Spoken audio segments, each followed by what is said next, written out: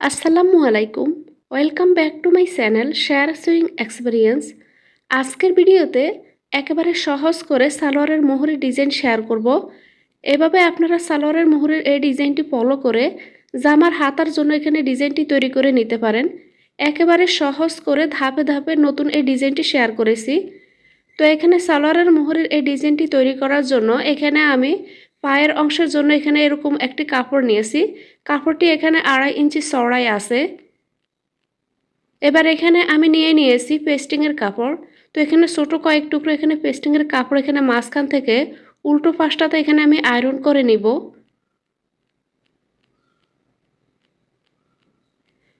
এরপর এখানে দুইটা সাইড থেকে প্রায় 1/2 ইঞ্চির মতো এভাবে আমি ভাঁজ দিয়ে এটিকে আয়রন করে নিব। এতে করে পরবর্তীতে সেলাই করে নিতে সুবিধা হবে। তো আপনারা চাইলে এটিকে এভাবে হাতের আঙ্গুল দিয়ে ঘষে ঘষেও সেট করে নিতে পারেন। তো এখানে দুইটা সাইড থেকে এরকমই সামান্য একটু কাপড় ভাঁজ দিয়ে আমি এখানে কাপড়টিকে আয়রন করে নিচ্ছি। আপনারা চাইলে আমার চ্যানেলটি ভিজিট করে দেখতে পারেন। ছোটদের এবং বড়দের বিভিন্ন ধরনের জামার ডিজাইন, সালোয়ারের মোহরি ডিজাইন আর হাতার ডিজাইন, গলার ডিজাইন, এই ধরনের সেলাইয়ের কাজ আমি প্রতিনিয়ত শেয়ার করি। আশা করছি ভিডিওগুলো দেখলে আপনারা অনেক কিছু শিখতে পারবেন। তো এখানে আমি কাপড়টিকে আয়রন করে নিয়েছি। আর এখানে আমি চিকন করে কয়েকটি ফিতা বানিয়ে নিব। তার জন্য এখানে ছোট কয়েক টুকরো কাপড় নিয়েছি 2 ইঞ্চি চওড়ায়। কাপড়টিকে দুইটা সাইড থেকে এখানে ভাঁজ দিয়ে এখানে আমি আরও একটা ভাঁজ দিয়ে এখানে ফিতার মতো করে কাপড়টিকে সেলাই করে নিব। তো এখানে ছোট ছোট কাপড় সবগুলোকে আমি একইভাবে এখানে সেলাই করে নিচ্ছি। তো সেলাইটা আমি করে নিয়েছি। এবার সালোয়ারের নতুন এই ডিজাইনটি তৈরি করার জন্য এবার আমি ফিতাগুলোকে কেটে নিব। প্রথমে সবগুলো ফিতা একটা সাইড থেকে এখানে মিলিয়ে নিতে হবে। এবার ফিতাগুলোকে আমি 2.5 ইঞ্চি লম্বা রেখে কেটে নিব। তো এখানে ডিজাইনটি করার জন্য 2.5 ইঞ্চি লম্বা নিলে খুব সুন্দর মতো এখানে ডিজাইনটি ফুটে উঠবে। তো এখানে আমি 2.5 ইঞ্চি লম্বা রেখে ফিতাগুলোকে কেটে নিচ্ছি। আপনারা চাইলে ছোট ছোট টুকরো কাপড় দিয়েও এখানে ফিতাগুলোকে তৈরি করে নিতে পারেন। এবার প্রথমে যে কাপড়টি আমি এখানে পেস্টিংয়ের কাপড় লাগিয়ে সেট করে রেখেছি সেটিকে এখানে নিয়ে নিলাম।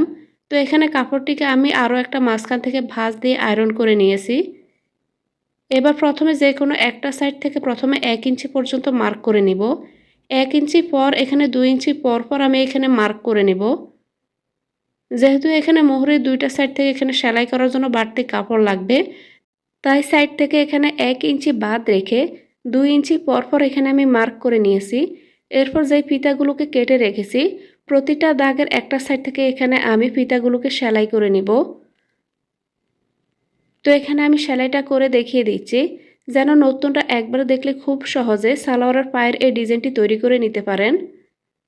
তো এখানে আমি প্রতিটা মার্ক অনুযায়ী একই জায়গা ঠিক রেখে ফিতাগুলোকে এখানে সেলাই করে নিব। তো এখানে মাঝখান থেকে যে ভাঁজটা দিয়েছি কাপড়টির, তো এখানে মাঝখান থেকে ফিতাটিকে এভাবে আমি দিয়ে এখানে সেলাইটাকে করে নিচ্ছি। আগে থেকে যদি এখানে আপনারা কাপড়টিকে এভাবে ভাঁজ দিয়ে আয়রন করে নেন, এতে করে আপনারা খুব সহজে এখানে সেলাইটা করে নিতে পারবেন।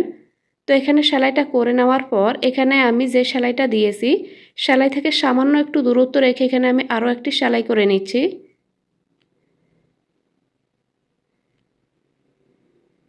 তো এখানে আমি পুরোটাতে সেলাইটাকে করে নিয়েছি। তো এখানে সালোয়ারের মোহরের ডিজাইনটি তৈরি করার জন্য 2.5 ইঞ্চি বাই 2.5 ইঞ্চি চওড়া এখানে আমি স্কোয়ার শেপের এক টুকরো কাপড় নিয়েছি। তো এখানে কাপড়টিকে কিভাবে ভাঁজ দিতে হবে সেটি দেখিয়ে দিলাম। তো এরকমই আমি বেশ কয়েক টুকরো কাপড় নিয়েছি। কাপড়গুলোকে এবার আমি এখানে সেলাই করে নিব। সালোয়ারের এখানে ঠিক পাশের উপরে নিচ থেকে এখানে যে লেসটি আমি তৈরি করেছি লেসটার এখানে উল্টো পাশটা উপরের দিকে রেখে এখানে সেলাইটাকে করে নিতে হবে।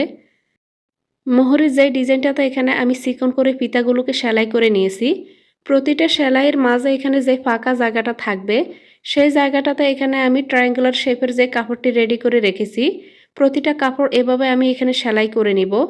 তো এখানে প্রতিটা ফিতার মাঝখানে ফাঁকা জায়গাটাতে এখানে আমি ট্রায়াঙ্গুলার শেপের কাপড়টিকে সেলাই করে নিচ্ছি। তো কাপড়টির এখানে খোলা পাশটাকে এখানে নিচের দিকে দিয়ে তারপর এখানে আমি সেলাইটাকে করে নিব। তো সেলাইটা অবশ্যই এখানে উল্টো সাইডটাতে করতে হবে। তো এখানে আমি সেলাইটা করে নিয়েছি। এবার কাপড়টিকে আমি এখানে সোজা সাইডে মিলিয়ে নিব। এবার এখানে একটি সাপ সেলাই দিয়ে দিব। একেবারে সহজ পদ্ধতিতে সালোয়ারের পায়ের নতুন এই ডিজাইনটি আপনাদের সঙ্গে শেয়ার করেছি।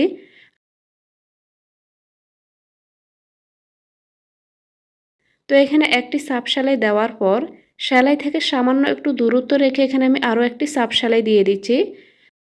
তো এখানে আমি সালোয়ারের পায়ের জন্য নতুন একটি ডিজাইন তৈরি করে নিয়েছি। আপনারা চাইলে এভাবে সালোয়ারের মধ্যে বা হাতার মোহরিতে এভাবে ডিজাইনটি তৈরি করে নিতে পারেন। ভিডিওটি আপনাদের কাছে কেমন লেগেছে কমেন্টে জানাতে ভুলবেন না। ভিডিওটি শেষ পর্যন্ত দেখার জন্য সবাইকে ধন্যবাদ।